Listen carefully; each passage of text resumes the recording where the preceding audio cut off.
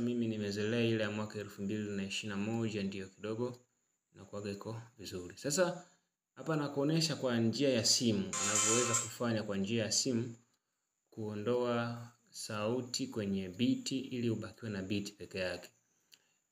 Jambo la kufanya, utafungua Google kama hivi. Fungua Google yako. Baada ya kufungua Google, wakati huo utakuwa umeshaunganisha interneti. Utakuja kwenye sehemu ya kusearch hapa, utaandika vocal remover. Kishaandika vocal remover, itakuja hivi.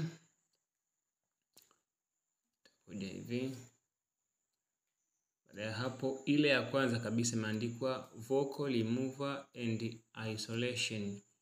Hii ni inatoka kwa hawa jamaa wanajiita artificial intelligence. Tufungua ya kwanza, alafu baada ya hapo itakuja hivi. Sasa hapa kuna option kama 3. Chini kuna browse my files, juu kuna donate na kuna how it works. Wewe utakachokifanya hapa, utafungua browse my files. Kama hujawahi kuitumia utaalamu hapo, utafungua wapi wimbo wako ulipo. Mimi nitaenda kwenye file moja kwa moja pale. Nitakuja kwenye let's say audio. Nitaangalia nyimbo ambayo nataka niitolee sauti nibakiwe na biti. Nitaangalia wimbo wowote ambao na sauti nataka nibakize biti tu. Nitacheki.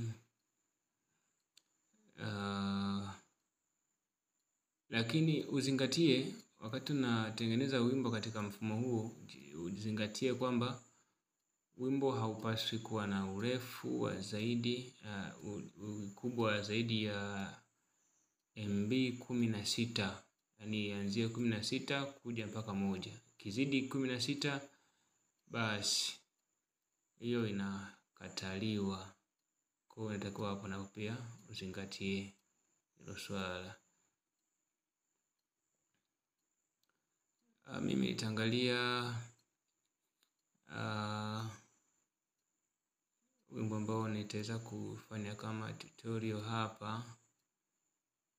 Okay. Labda kuna huu hapa wimbo wa